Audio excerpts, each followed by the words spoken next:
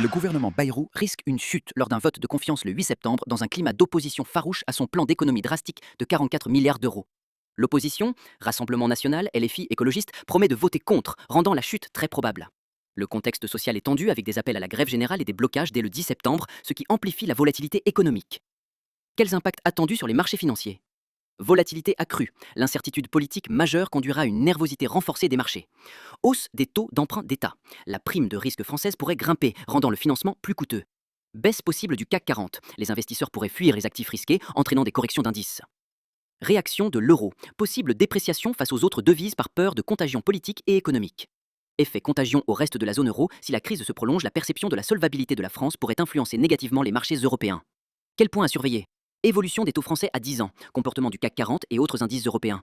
Prime de risque pays, réaction de l'euro sur le forex, climat social et manifestation post-8 septembre. Le marché va probablement anticiper une période d'instabilité avec un biais baissier court terme, notamment si la chute du gouvernement crée un vide politique ou retarde les réformes économiques.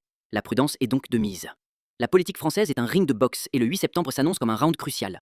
Tu préfères sortir du ring ou garder les gants et frapper à ta manière? Dis-moi, veux-tu que je te réalise une analyse technique précise du CAC 40 ou d'un autre actif pour anticiper ce contexte?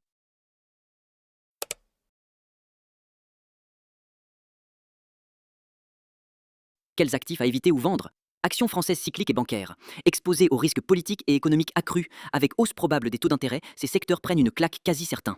Exemple, BNP Paribas, Société Générale, Air Liquide, Vinci. Valeurs immobilières ou foncières.